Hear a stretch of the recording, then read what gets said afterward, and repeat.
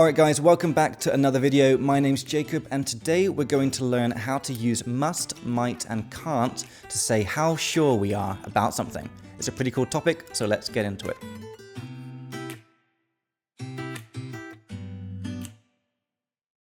Alright guys, welcome back. So, if you want to say how sure you are about something in English, we have three modal verbs: must, might and can't.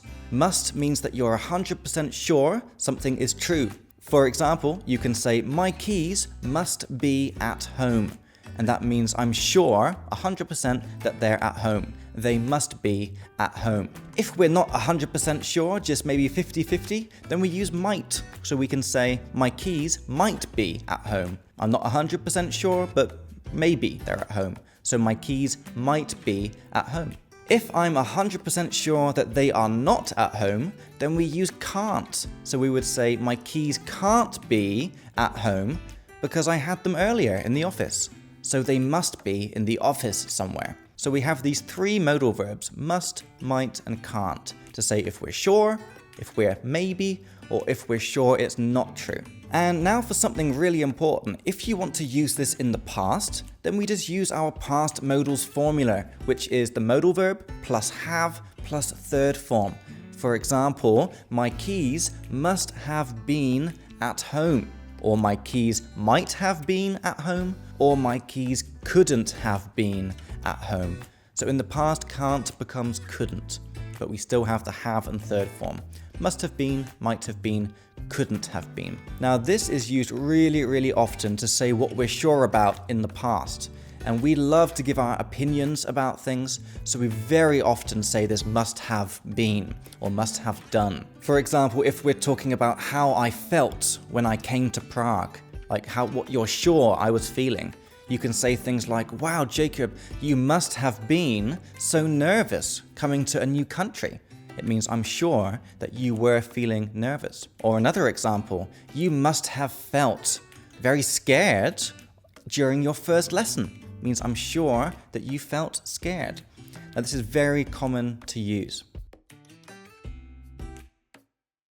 Alright guys, let's do some practice. I'll say something in Czech and you think what it should be in English. So the first one is, how would we say ty si musel být tak šťastný? This is what I'm sure about in the past. So let's use our modals in the past formula. We would say, you must have been so happy.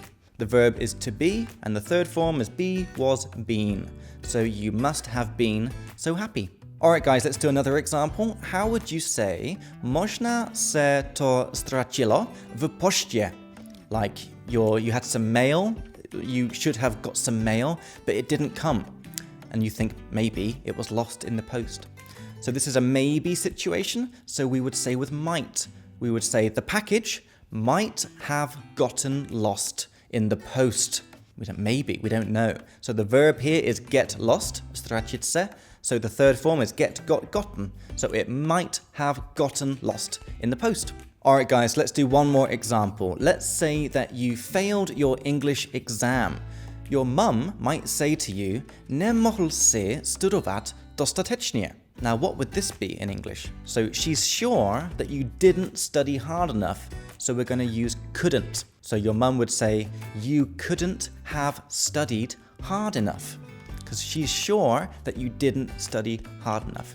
Alright guys, so I really hope that's clear. So to say how sure you are about something, we use must if you're 100% sure, might if you're 50-50, and can't or couldn't if you're sure it's not true. And if you want to use it in the past, just use that past modals formula, say the modal verb, then have, then the third form of the verb.